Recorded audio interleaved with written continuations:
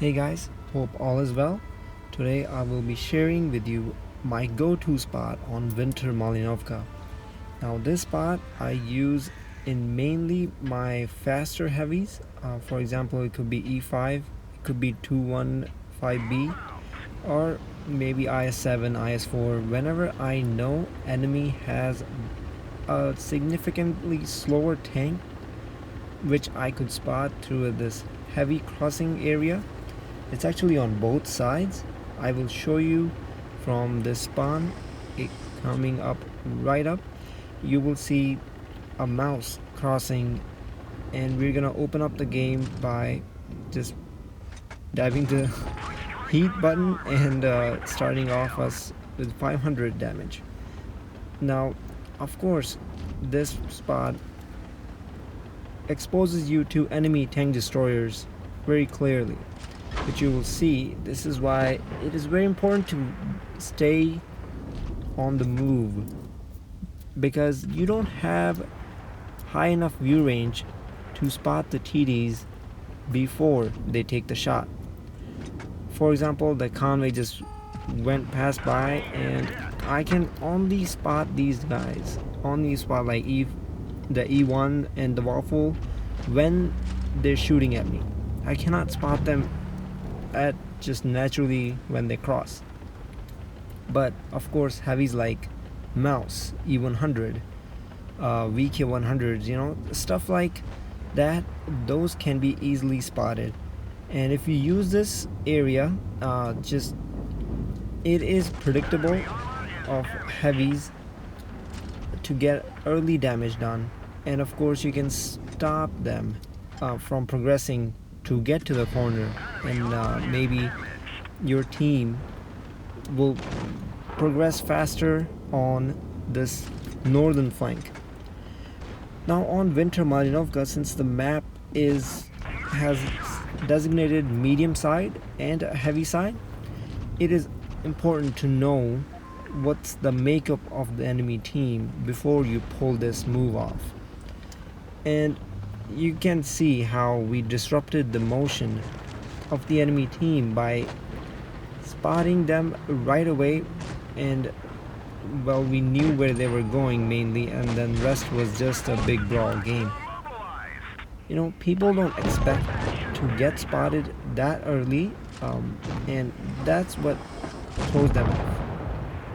And it's important to realize, as I said before, that TDs will be helping you, but of course enemy TDs will also be looking at you directly. And if you give them sight of your turret, let's say E5s, and I look around, that will give them a good early damage on your team. So this makes battles go a little bit quicker, as 4 minutes remaining and we just ended it. Of course, it was on part with I had a good team as well. Like after getting these spots, my tank destroyers were putting in damage all across. And in this next clip, you're gonna see pretty much same thing happen. Okay, so we're in our Heavium 215B. I am not really able to side scrape this tank, so my best choice would be to go to that hold down spot and detect their heavies pushing across. Of course, the predictability of heavies helps here, and if your team is headed to the mill area, this is when you would want to use this area to get those early spots and possible damage done. And realizing enemy has 3 tank destroyers, we're gonna see 1 Grill, Yag, and 268. But first, we're gonna do the regular mouse damage right away and get the attention of their Mach 6. And they're not gonna see my tank destroyer shooting at them. They're only seeing one target lit up on the map, which they will come on and take a shot. And just like that, we finish one of their tier 10 heavies in the first minute. And this is a very good positive momentum gives my team another boost of confidence that yes, we can take this game further and dominate at that corner, because now there's only Mouse and E75 there. I should have stayed there a little bit longer to spot the E75, but I mistakenly pull up and take a hit from 268. But now seeing Yag and Grill spotted there, I'm gonna work my way back to the same spot and try to absorb some damage. Currently I have already did 1.2k but blocked 2k damage, so that's slowing down their tank destroyers. They're not shooting at my team but shooting at me, and luckily bouncing. So my Grill is moving up on my left. He has done quite well and taken those early shots and those early opportunities to get heavy damage done, like for example on that chieftain and on the Grill. So now I'm just being cautious not to get hit by the Yag and progress this little push further, because now enemy is low on hit points. I can trade it if I want to and just pick the kills off one by one.